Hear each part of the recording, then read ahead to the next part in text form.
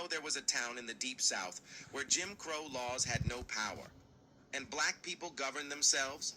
Follow if you've never heard this story. Because in 1904, a white man stepped off a train in Mississippi and made a dangerous mistake. He assumed the law was on his side. He didn't realize he had just walked into Bayou Mississippi, a town where Jim Crow had no jurisdiction. Most history books tell us about black prosperity that was destroyed. Tulsa.Rosewood.Wilmington.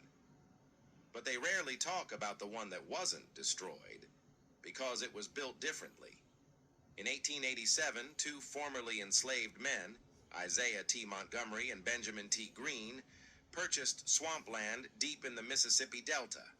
Isolated, unwanted, perfect. Because isolation meant one thing: control. Follow if you didn't know this part.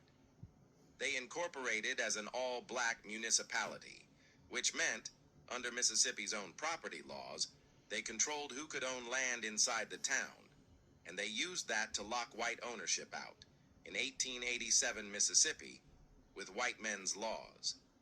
By the early 1900s, Mound Bayou had a bank, a newspaper, black doctors, black teachers, and a railroad connection. Money circulated inside the community. This wasn't survival.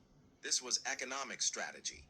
And in 1942, they opened Taborian Hospital, a full-service hospital, built, funded, and staffed entirely by black professionals, at a time when most hospitals turned black patients away at the door.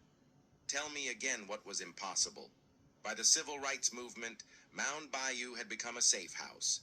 Medgar Evers organized there. Fannie Lou Hamer moved through there.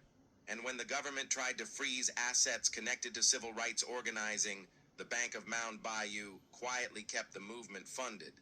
A small Delta bank doing what lawyers couldn't. Here's the irony history doesn't talk about enough. While America fought for access to white institutions, Mound Bayou had already proved we could build our own. Not as a reaction, as a strategy. Infrastructure, not permission, is power. That's how they built the wall hate couldn't climb.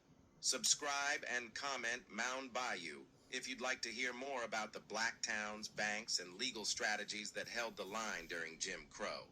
And go to my videos to see more in-depth hidden black stories. We don't glorify injustice. We reveal truth, so history can't repeat itself.